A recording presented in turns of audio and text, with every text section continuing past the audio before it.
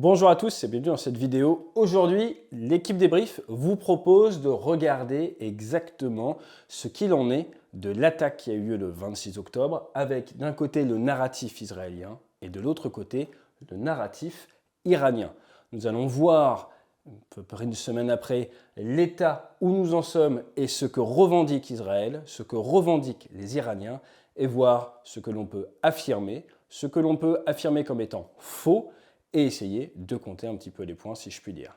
L'idée c'est de prendre tout ça avec de la hauteur, sans chercher à influencer votre vision des choses, bref, à faire un débrief afin d'en tirer certaines leçons afin d'améliorer notre compréhension de la situation dans le monde.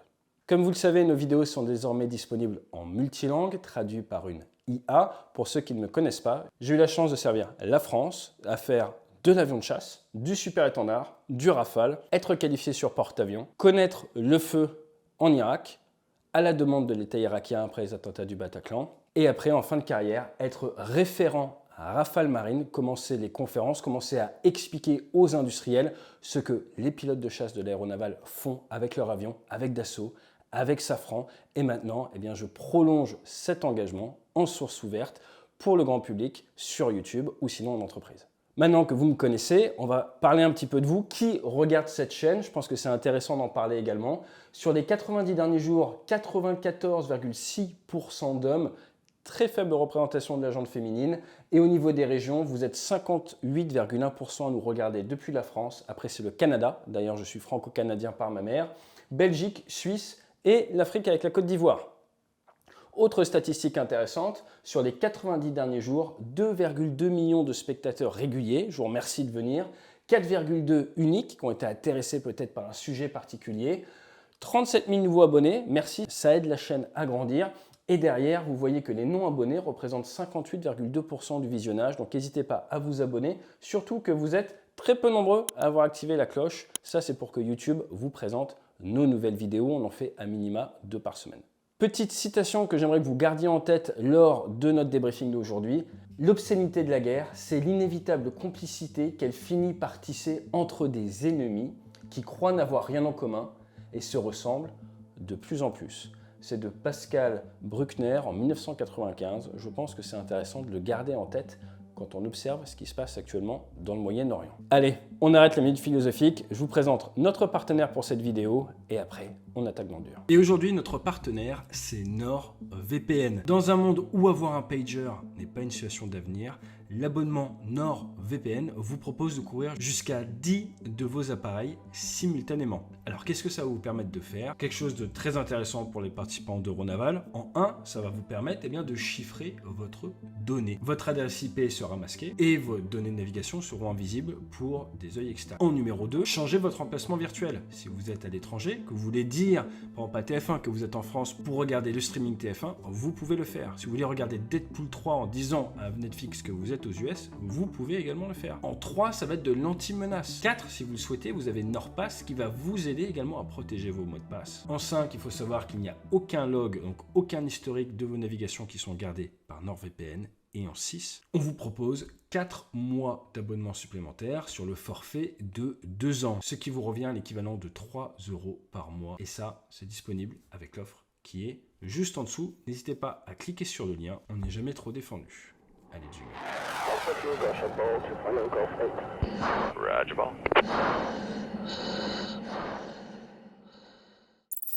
La première chose que l'on apprend dans l'armée, c'est lire une carte. Pourquoi est-ce qu'il est indispensable de savoir lire une carte? Eh bien tout simplement parce que la carte c'est la base de tout.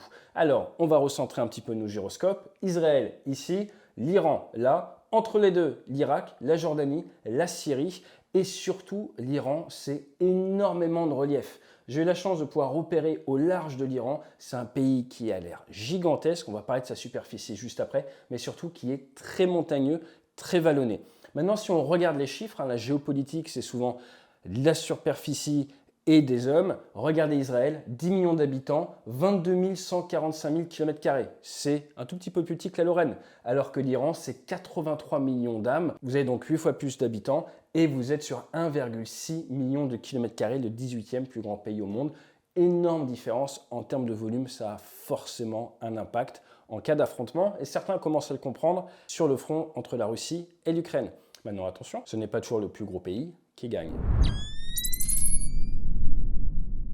Maintenant, nous allons nous intéresser à la version d'Israël. Après, on fera la version iranienne. Israël annonce avoir détruit, d'après les fuites en source ouverte dans la presse, 3 S-300, donc un total de 4 sur 4 avec l'attaque qu'il y a eu en avril dernier, avoir ciblé une vingtaine de sites et ensuite, derrière, avoir également détruit les carburants, les zones de production de carburant pour les missiles balistiques, avoir mis en œuvre 100 avions, F-35, F-15 et F-16I. On va regarder ce qu'on peut dire de tout ça. Dans un premier temps, les S-300, qu'est-ce que c'est? Alors, les S-300, ça a été fabriqué à partir de la fin des années 80 en Union soviétique. Et la version qui a été livrée aux Iraniens, ce que l'on sait en source ouverte, c'est qu'en 2010, ils devaient les livrer, ça a été signé en 2007. À cause des accords internationaux, la Russie n'a pas pu les livrer à l'Iran à cause des sanctions. Ils ont donc attendu 2016 que Trump se retire des accords. Et à partir de là, en 2016, ils ont pu livrer 4 systèmes S-300 PMU. Ce qu'on appelle dans l'OTAN les SA-20 Gargoyle, rien à voir avec le PMU que vous avez au coin de la rue. C'est quoi un S-300? Ça sert à faire de l'interception de missiles balistiques. C'est grandement automatisé. Et ça, c'est connu en Occident. Pourquoi? Eh bien parce que les Grecs en ont, les États-Unis en ont récupéré également. Et les Ukrainiens, ils maîtrisent bien également parce qu'ils en avaient une centaine lors de l'invasion des Russes. C'est un système qui a fait ses preuves, qui peut également être utilisé en sol-sol, qui dispose de gros missiles, fonction des versions 1,5 tonne en moyenne au départ, avec une charge militaire de l'ordre de 100-150 kg. Mais au moment d'explosion, ça va vous envoyer plusieurs dizaines de milliers de petits morceaux de métal. Et ce sont ces morceaux de métal avec l'énergie cinétique qui vont gêner l'avion, qui vont gêner le missile et qui vont l'amener à se détruire au vu de sa vélocité. Maintenant, attention, pour détruire un site S-300, pas besoin de faire la chasse à tous ces lanceurs. Vous avez une multitude de systèmes qui doivent marcher ensemble, qui doivent communiquer ensemble. Les lanceurs, c'est la fin du travail, si je puis dire. Ils vont lancer le missile. Mais en amont, vous devez détecter la cible. Ensuite, au niveau du centre de commandement, vous devez donner les bons ordres. Et vous devez ensuite traquer la cible et guider le missile vers la cible. Détruisez ce radar, détruisez ce centre de commandement, détruisez ce radar de guidage et l'impact militaire ne sera pas le même pour votre S-300 car vos lanceurs tout seuls, ils servent à rien. Donc si vous voulez gêner les défenses adverses, vous allez mettre en place une mission pour détruire les radars et ou détruire le centre de commandement. Vous voyez ça comme les écrans de votre ordinateur et après le reste, on s'en fiche si vous ne pouvez pas accéder à la carte mémoire parce que vous ne pouvez pas le voir ou parce que vous n'y avez pas accès. Au niveau de l'annonce de la part des Israéliens d'avoir détruit les 3 S-300 restants après leur attaque du 16 avril dernier, ce que l'on sait, c'est qu'au niveau du sud du Téhéran, il y avait effectivement du S-300 ici et qu'il a été ciblé. On a vu passer des missiles, on a vu passer effectivement des impacts. Pour ce qui est des deux autres, nous ne disposons pas au moment où je tourne cette vidéo des images qui permettent d'en attester. Maintenant, si on regarde le reste des cibles, une vingtaine de zones ont été traitées, parfois avec plusieurs missiles. Là, maintenant, nous commençons à disposer de certaines images satellites qui sont intéressantes. Là, par exemple, vous voyez les images satellites de la zone où ils fabriquent les moteurs de missiles balistiques. Et vous voyez clairement qu'il y a eu destruction de plusieurs bâtiments. Entre la photo avant-après, ça paraît assez fort. Donc ici, c'est très clair au niveau de ces sites-là, vous avez effectivement destruction vue et attestée depuis l'espace. Pareil ici, où vous avez deux impacts très visibles depuis l'espace et le fameux endroit où il y aurait cette préparation des carburants avec des outils qui ont été achetés à la Chine, avec des images qui nous dataient de 2021, on voit clairement des nouvelles constructions de bâtiments, les images après, où vous voyez les destructions. Autre zone d'intérêt, la zone des essais de missiles de Sharoud. Donc vous voyez là, nous sommes très très loin de la frontière qui est là, on va revenir dessus, avec l'Irak qui est de ce côté-là, Téhéran qui est par ici, donc on est à plusieurs centaines de kilomètres. Vous voyez le nombre de kilomètres entre le site de Sharoud et la frontière irakienne. Et là, vous voyez au niveau des sites que vous aviez 3 bâtiments et c'est ce bâtiment-là qui maintenant est complètement détruit. Donc un impact qui est allé au but sur le site de Sharoud. Voilà ce que les images nous permettent de dire. Attention, nous allons revenir dessus quand on parlera de l'Iran. Ce n'est pas parce que certains S-300, en tout cas un, ont été touchés que les Iraniens ont perdu toute capacité à défendre leur espace aérien. Ensuite, il y a des zones qui clairement ont été ciblées. Autre point remarquable, nous ne voyons pas d'impact à côté des cibles. Il semblerait donc que là où les missiles sont passés, ils ont fait but. Pour ce qui est de l'annonce de la participation de 100 avions de chasse, les Israéliens nous ont fourni une vidéo. Sur cette vidéo, vous voyez principalement deux avions de combat, le F-15 et le F-16I.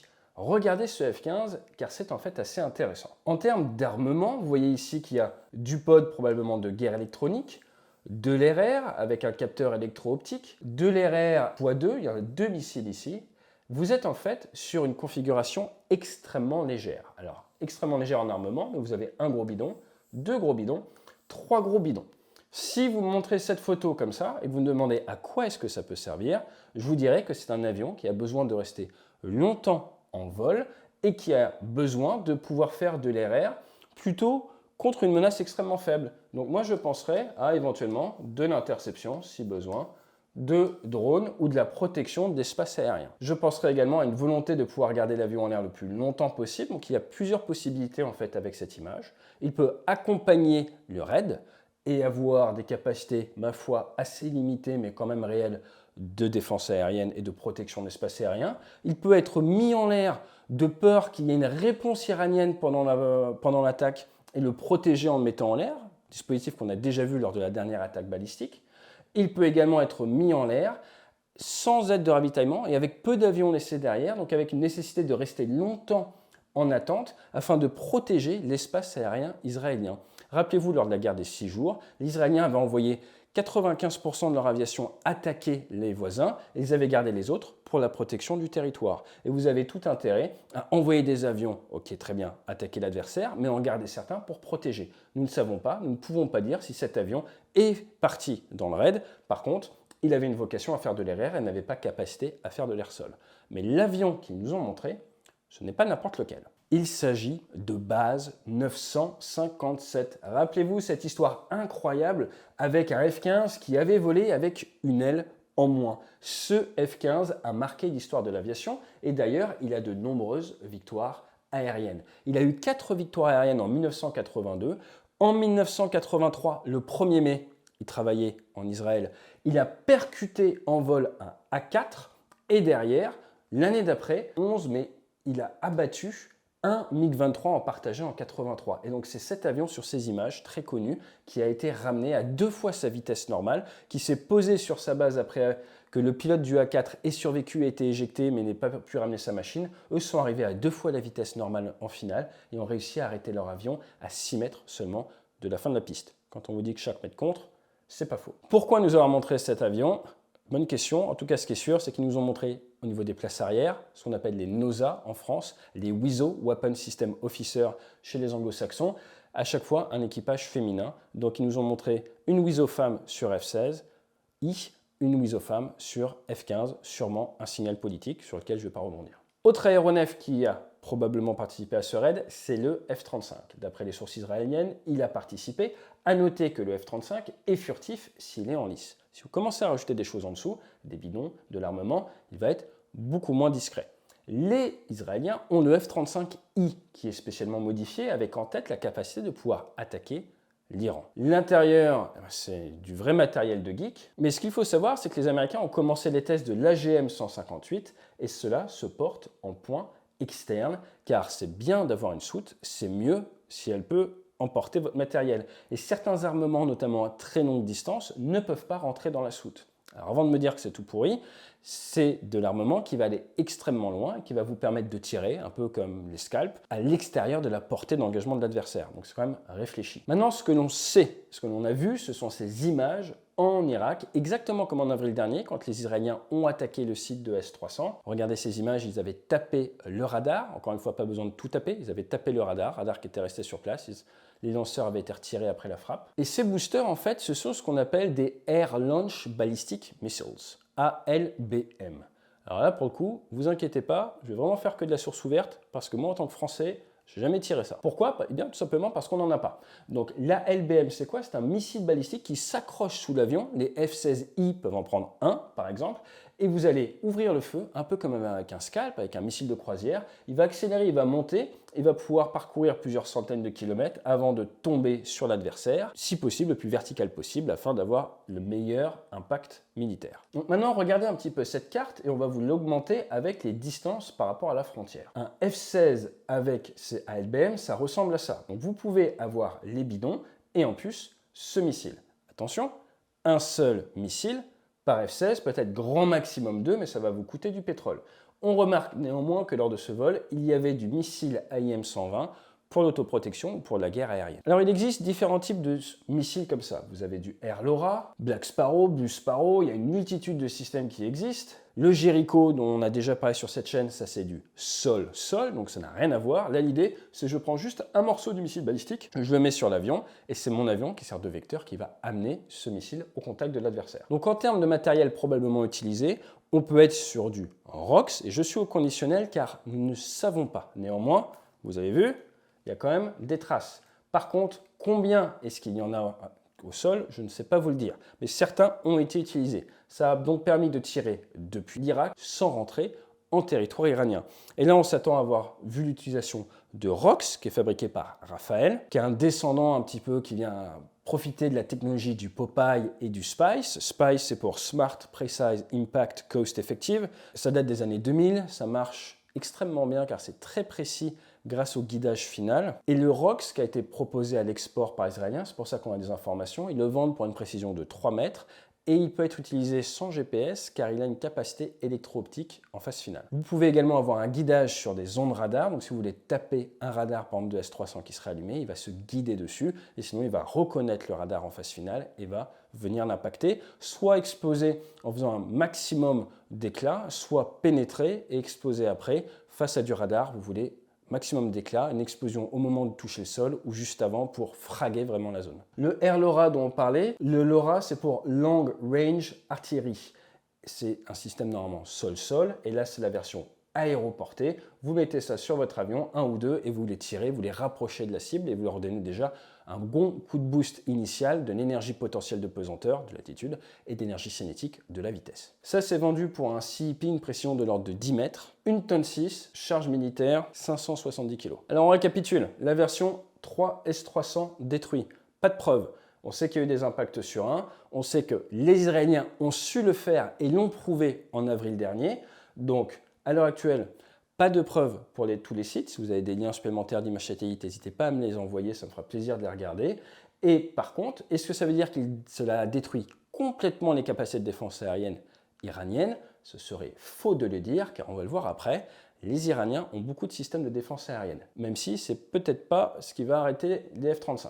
Ensuite, les 20 sites, on n'a pas les images pour 20 sites, mais on sait qu'il y a une multitude de sites qui ont été touchés. Cela est prouvé et touché de manière très précise. Carburant des missiles, les images attestent qu'effectivement il y a eu impact sur ces bâtiments. Maintenant on n'est pas au sol pour regarder, mais il semblerait effectivement que cette partie-là soit complètement cohérente, que certains systèmes de défense aérienne ont pu être touchés, que des sites ont été touchés, et sur les 100 avions F-35, F-15, F-16, moi je pense qu'il y a eu également du KC-707, mais à l'heure actuelle on ne dispose d'aucune image qui nous permette vraiment d'affirmer ou d'infirmer avec certitude le narratif israélien. Donc, je répète, oui, des missiles sont passés et ont fait but dans un minimum 5 ou 6 sites différents. Le carburant de missiles, les bâtiments ont été touchés.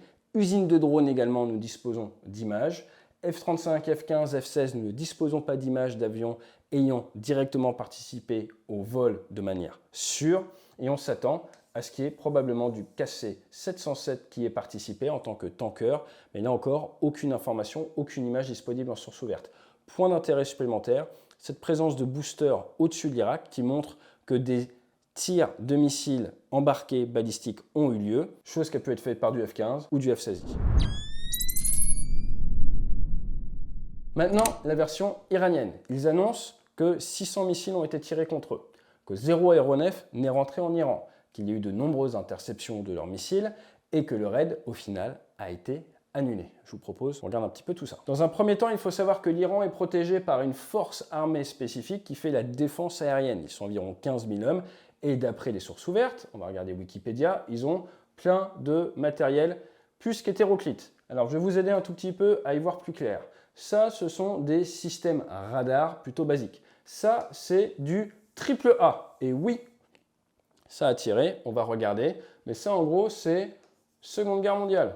Vous tirez, vous mettez un retard au niveau de votre munition, elle va impacter à un certain moment contre du F-35, contre du F-16, contre du missile balistique. Ça ne vaut vraiment pas grand-chose. Contre du petit drone, pourquoi pas? Mais voilà, beaucoup d'efforts pour pas beaucoup d'efficience. Petit système portable, ça c'est bien contre du drone et drone lent, et c'est bien également contre l'hélicoptère. Contre le reste, ça ne va pas avoir d'impact. Donc ça, vous oubliez pour la protection face à des F-35, face à des F-16, face à du F-15. Pour ce qui est des défenses ici, alors là, il y a pas mal de matos. Les S-300 dont on parlait, c'est ici. Ensuite, SA-13 et SA-8, c'est de la protection rapprochée contre du missile balistique, vous oubliez. La plupart des systèmes qui sont là, contre des missiles balistiques, vous oubliez. Éventuellement, il y a de nouveaux missiles annoncés par les Iraniens, le Bavar 363, ce qui est fait pour beaucoup parler.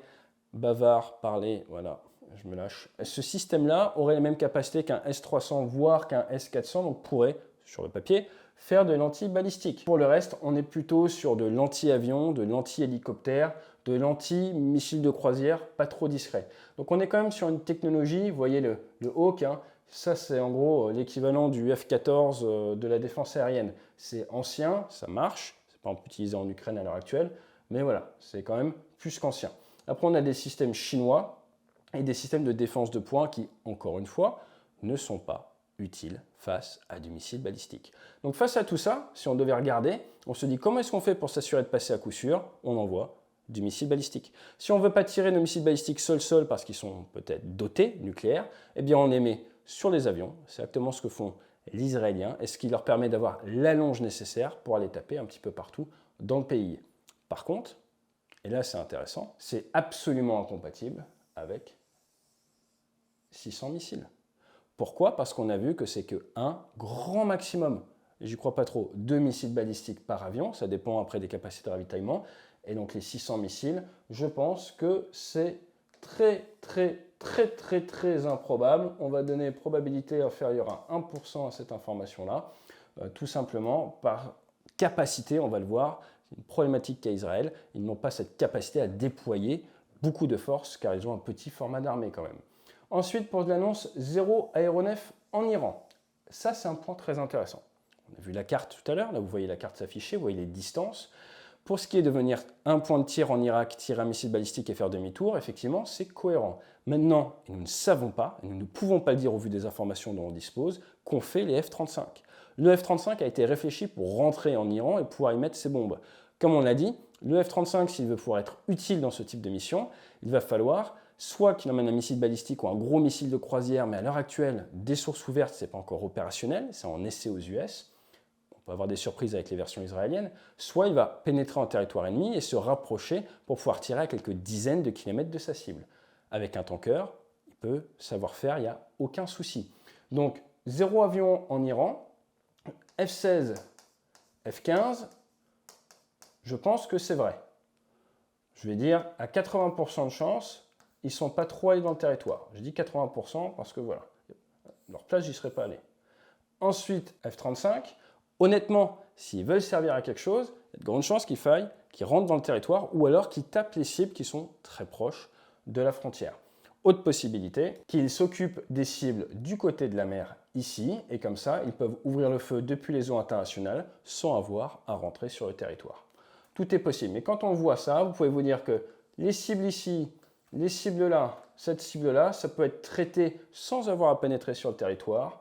Celle-ci, pourquoi pas. Aller chercher ces cibles-là, ça va soit être avec le missile balistique, soit il va falloir rentrer sur le territoire. Je vous la fais simple. Maintenant, regardons un petit peu les images dont on dispose. Ce que vous voyez là, ce sont des images de flak, comme pendant la Seconde Guerre mondiale. C'est la même chose. Si vous voulez abattre des B-17, vous faites pareil. Vous avez donc ces bitubes, vous avez tous ces ZSU et vous allez tirer. Donc oui, vous faites du bruit. Oui, vous avez l'impression de servir à quelque chose, mais en fait, vous ne servez pas forcément à quelque chose. Je vous rappelle également que pour les hommes au sol, pour abattre un adversaire, Maintenant, c'est 30 à 40 000 munitions tirées. Ben voilà, ça c'est un peu la même chose. Vous tirez dans le ciel, ça fait du bruit, ça illumine la nuit, c'est impressionnant, mais ce n'est pas forcément gage d'interception. Certaines vidéos qui traînent où on voit effectivement des interceptions, très peu qui circulent, mais ça, si vous voyez ça, c'est de la flak. Ces explosions ne veulent pas dire qu'il y a interception. Alors, on revient sur la version Iran. 600 missiles, on en a parlé. 0 aéronef en Iran, on a parlé du F-35 qui, pour être efficace, a probablement dû rentrer sur le territoire.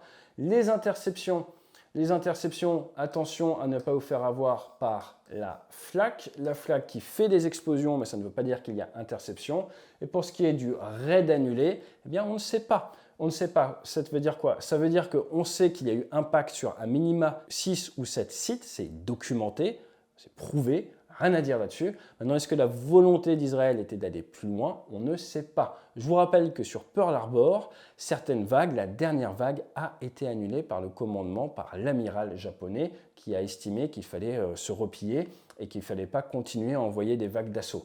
Donc, on ne sait pas. Pourquoi est-ce qu'on ne sait pas? Parce qu'en source ouverte, on ne dispose pas du fameux état final recherché. Quand les Iraniens ont fait leur frappe avec les missiles balistiques contre l'Iran, ils disposaient d'un état final recherché que nous ne connaissons pas. Là, les Israéliens disposent d'un état final recherché quand ils contre-attaquent. En source ouverte, ils ne nous communiquent pas leur vrai EFR. Et c'est, pendant un débriefing, la comparaison de la réalisation de la mission avec ses objectifs. Est-ce qu'il correspond à 100% de réussite de la mission? Quel était l'état final recherché? Quelle est la situation du monde après notre aide? Et la réalité qui nous permet de faire un débriefing et de savoir le pourcentage de réussite de la mission. Ne connaissant pas ce qui faisait pour les Israéliens le succès de la mission, eh bien on ne peut pas savoir exactement quel a été leur pourcentage de réussite. Pour ce qui est des Iraniens, le fait d'avoir des impacts sur leur pays, forcément, nous fait penser qu'ils n'ont pas eu 100% de réussite de la mission. Ça nous paraît évident. Maintenant, nous ne savons pas le pourcentage d'interceptions qu'ils ont réussi. Donc encore une fois, les limites de la source ouverte. Si vous n'êtes pas content, il faut vous engager dans l'armée israélienne ou iranienne, allez aux fonctions d'officier de défense du pays ou d'attaque et vous aurez accès à l'information. Je ne vous dis pas de le faire. Par contre, ce qu'on va faire maintenant, c'est les 2 cents. On va regarder un petit peu les leçons que l'on peut tirer de tout ça. Car même si on ne peut pas donner un pourcentage de réussite de la mission, d'un côté comme de l'autre, il y a des choses très intéressantes pour améliorer nos compétences sur la chose militaire.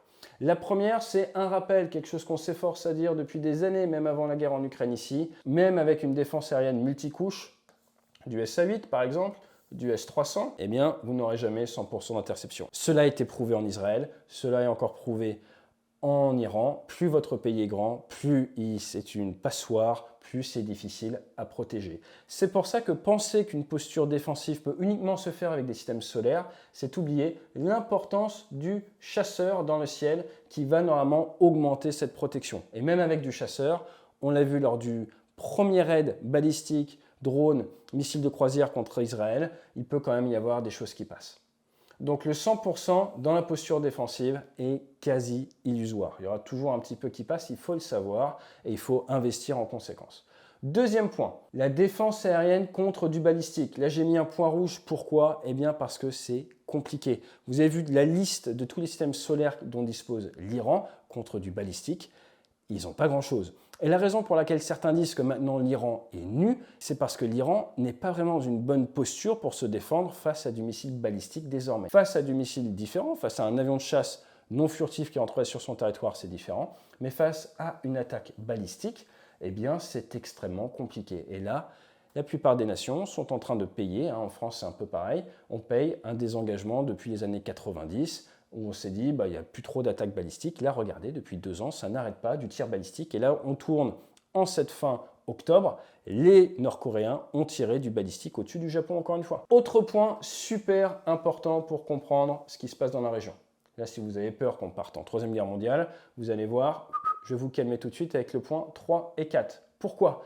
Parce que là, en fait, l'image que je veux que vous reteniez, c'est que d'un côté, vous avez Israël qui tire avec des flèches ou des arbalètes, et d'autre côté, vous avez les Iraniens, eux, ils envoient quoi? Ils envoient du balistique à coups de trébuchet. Donc en fait, d'un côté, ça envoie du trébuchet, de l'autre côté, ça envoie de manière peut-être plus chirurgicale, plus ciblée, mais au final, tout ça, ça fait quoi? Ça fait que projeter des charges militaires de 300, 400, 500 kilos, peut-être même un peu moins. Ce que je veux vous dire, c'est que l'invasion d'un côté comme de l'autre, le gros mouvement militaire, ce n'est pas quelque chose que l'on va voir. On est sur d'autres types de rapports de force désormais. Pourquoi? Parce que l'armée israélienne, elle a déjà du mal d'un point de vue RH. Regardez, ça commence à sortir dans la presse. Où sont les hommes? C'était le nom d'un chapitre de Au-delà de l'Ukraine. C'est toujours le même problème. Le talon d'Achille des nations au combat, c'est leur dimension RH et leur profondeur stratégique. Et Israël, avec sa multitude de fronts, commence à être à la peine après un an de guerre. De son côté, l'Iran, elle, ne dispose pas d'une armée, ne dispose pas de la puissance nécessaire pour se dire demain je vais envahir Israël. Donc d'un côté, vous avez Israël qui ne peut pas projeter durablement une vraie puissance conventionnelle pour aller envahir l'Iran. De l'autre côté, l'Iran n'a pas les moyens d'aller envahir Israël. À partir de là, vous avez d'un côté le trébuchet, de l'autre les arbalètes, et entre les deux, si vous voulez, du magma, de la lave, du vide, ce que vous voulez, mais voilà, les deux vont peut-être être condamnés à se faire une partie de tennis où ça s'envoie des frappes à plusieurs millions, centaines de millions de dollars, voire milliards de dollars, mais au final, très peu de victimes au vu de l'investissement. Point après qui est très intéressant, c'est celui de la propagande. Je ne sais pas vous, mais quand j'étais jeune, quand on me parlait de propagande, je me disais mais comment est-ce que les gens pouvaient y croire pendant la Première Guerre mondiale, pendant la Seconde Guerre mondiale, quand on voyait ces affiches. Je vous rappelle la définition de la propagande quand même. Action exercée sur l'opinion pour l'amener à avoir et appuyer certaines idées. Ouais, éteignez la télé si vous voulez. Le grand classique de la propagande de guerre, c'est de déshumaniser l'adversaire afin de susciter la haine. Mais la propagande, elle est absolument partout et la guerre de l'information est peut-être la guerre la plus massive, la plus forte invasion que l'on peut voir en 2024 au quotidien. La meilleure arme contre ça, c'est quoi? C'est méfiez-vous des algorithmes, c'est méfiez-vous de vos sources d'information, diversifiez vos sources, allez voir les propagandistes reconnus d'un côté, mais également de l'autre.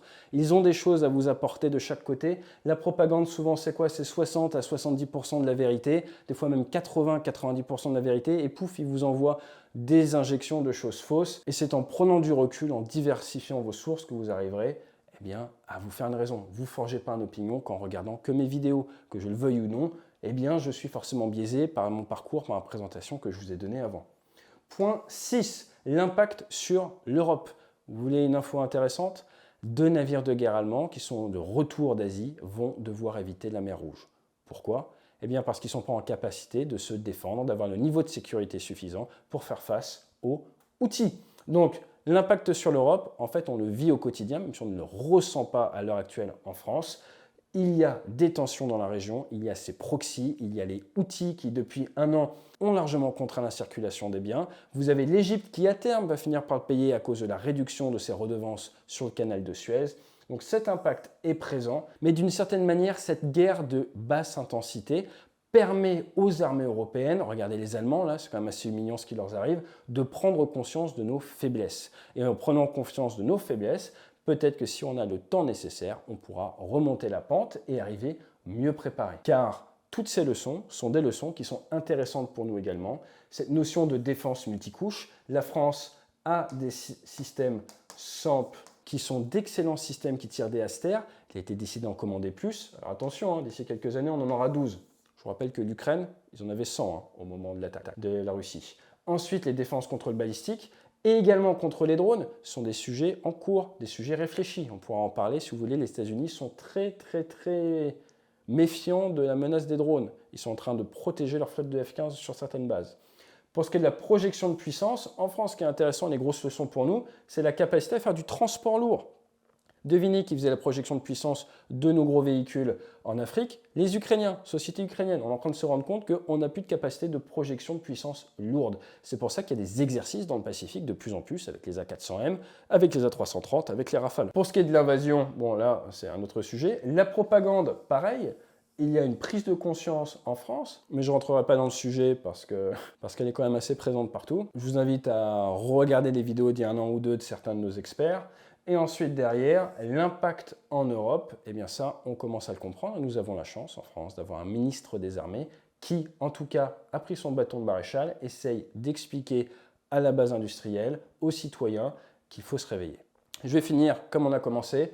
L'obscénité de la guerre, c'est l'inévitable complicité qu'elle finit par tisser entre des ennemis qui croient n'avoir rien en commun et se ressemblent de plus en plus. Je vous invite à prendre du recul par rapport à ce qui se passe entre la Russie et l'Ukraine, à ce qui se passe entre Israël et ses voisins, entre l'Iran et ses voisins. Je n'accuse personne, ce n'est pas l'idée de cette vidéo ni de cette chaîne, mais c'est quand même de vous faire prendre un petit peu de hauteur, car tout n'est pas que technique, mais toute cette partie-là, c'est pas chez nous qu'il faut venir se documenter. Et je vous laisse y réfléchir. Dans tous les cas, si vous appréciez notre manière de faire, notre approche aéronautique, je vous rappelle que vous pouvez venir nous voir sur debrief.org. On fait des conférences, des workshops, des formations, même des séminaires. Le prochain, je crois qu'il nous reste 2 places, c'est à Fuerteventura fin janvier. C'est en français. Et sinon, on a encore de la place en mai du côté d'Osgore. N'hésitez pas à nous contacter. Fly safe.